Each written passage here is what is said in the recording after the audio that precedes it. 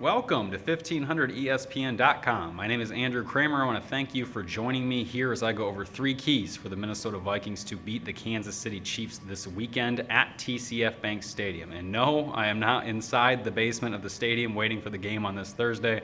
I'm at Winter Park training facilities where we spoke with Mike Zimmer, Adrian Peterson, and plenty of other Vikings today and this week to bring you the news and notes you want to know about for this matchup. Now, you look at it on paper and you probably think, okay, the Chiefs are allowing 22 sacks per game. They're going to blitz a lot, obviously. They have to. They have to bring down Alex Smith. Okay, the Chiefs' defense is allowing 13 touchdown passes so far, most in the NFL. Teddy's going to have to throw the ball, right? That's not necessarily the case when you look at it from the perspective of the Vikings and what they weren't able to do against the Denver Broncos, a team that is very similar to what Kansas City does. The Broncos just do it a little bit better. And obviously, Kansas City is going to be without Jamaal Charles. They might be without their starting nose tackle and Dontari Poe. They might be without a linebacker and Tamba Ali, who missed practice today with a knee injury. He was a late addition to the injury report for the Chiefs, which is concerning whenever you have something like that happen during the middle of the week. But this brings me to my first key in that you should not want Teddy Bridgewater dropping back 50 times again. There's a reason why he got sacked 7 times. Yes, the Vikings liked the matchup that they had on the outsides. They took advantage of that. Obviously, Teddy threw for more yards than any quarterback has thrown on that Denver defense. But it still didn't do enough to win the game. It was a successful game plan to an extent, but the Vikings still live and breathe as Adrian Peterson runs. And if the Vikings want to soften up a pass rush from the Chiefs that can create a lot of havoc, they need to get the ground game going. And that's something they didn't do in Denver. He had that 48-yard touchdown run on a 4th down, but that was about the only thing Adrian Peterson was able to do against the Broncos. And against a similar 3-4 pass rush in Kansas City, the Vikings could benefit well from establishing a run early, which is going to put Justin Houston, Tamba Ali, and the rest of those pass rushers on their heels and allow Teddy Bridgewater to stand in the pocket for a little bit longer.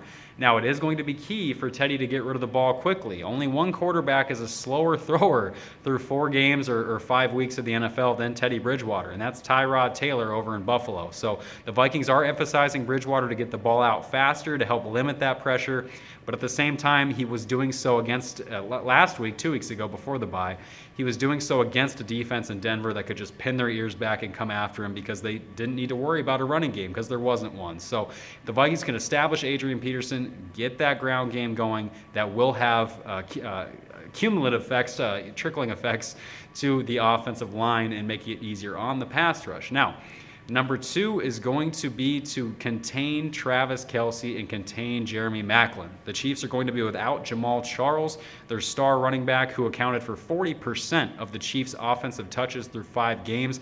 He's out with another ACL injury, which means they're going to lean more on Alex Smith. They're going to lean more on that passing game. And the Chiefs already throw the ball at one of the highest rates in the NFL anyway. You take Charles out of that mixture and you just assume, right, the Vikings are going to have to send Anthony Barr, send all the pressure after him. That's not necessarily the case, though, when you look at some of their previous games. Now, the Vikings have already faced 3 of the fastest throwing quarterbacks in the NFL: Peyton Manning, Matthew Stafford, and Phillip Rivers. Each game plan has differed in what Mike Zimmer wants to do to those guys. Matthew Stafford, 4-man rush got after him, sacked him a bunch of times, put a bunch of pressure on him, didn't blitz him that much. Phillip Rivers, hit him a bunch of times, sacked him a bunch of times. Anthony Barr was sent after him 13 times, by far a season high for Anthony Barr. Now, what does that mean? That means that Mike Zimmer has decided against 2 fast-throwing quarterbacks to do 2 different things. And that's obviously with Peyton Manning as well. He did the same thing. Peyton, they kind of backed off of him, didn't send a lot of pressure, and played a chess match in coverage. And it worked. They almost got 3 interceptions. They did nab 2 of them. But with Alex Smith, how does that translate? What are they going to do? Well, what I've talked to with Anthony Barr, Mike Zimmer, and asking them, how do you balance and walk that line? The Kansas City likes to get rid of the ball quickly. They employ a lot of screens, a lot of quick tight end curls, hitch routes, the kind of stuff that's going to get the ball in the hands of their playmakers, because it's not like Alex Smith is that guy chucking the ball 40 yards downfield. So with the weapons they have on the outsides, and especially at tight end and Travis Kelce, he's somebody these Vikings are keeping a very close eye on this week. They are expecting a lot of quick throws, which means sending a lot of pressure is not necessarily going to be the best thing. Because if you send 7 and you only got 4 back in coverage and somebody slips, it's going to wind up ending up being a big play against the Vikings and for the Kansas City Chiefs. So my point number 2 is that you need to take away those playmakers. You need to tackle. You need to wrap up. Like I said said against Denver, no yak yards, and that's how the Vikings ultimately limited what Peyton Manning was going to do. They didn't blitz them, they backed off, they wrapped up the receivers, and that's how they limited Denver's offense. I see a similar thing in Kansas City, especially when we're talking about Jeremy Maclin and Travis Kelce, even though they don't have Jamaal Charles. Number 3, Blair Walsh. We talked about it too on the last video when they were preparing for Denver and how a lot of the talk was, oh, Blair will be able to kick a lot farther in that altitude. That had nothing to do with it. They care about his accuracy. They don't care about how far he can kick it because he's already a strong leg. Can he kick straight? They lost a game in Denver by a field goal. He missed a field goal. That's 6 of the last 7 games, including the preseason, in which Blair Walsh has missed at least 1 kick. If this game's going to be close with the Vikings, they need every point they can get. They can ill afford the kicker to continue to slump the way he does. Now, Kansas City, while they're 1-4, they've lost a lot of close games and to a lot of high-powered offenses as well. When we're talking about Green Bay, Cincinnati, the team Denver, the teams that they've lost to have been teams that have been able to just to outscore them just enough. So with this Kansas City team, all the points are going to matter.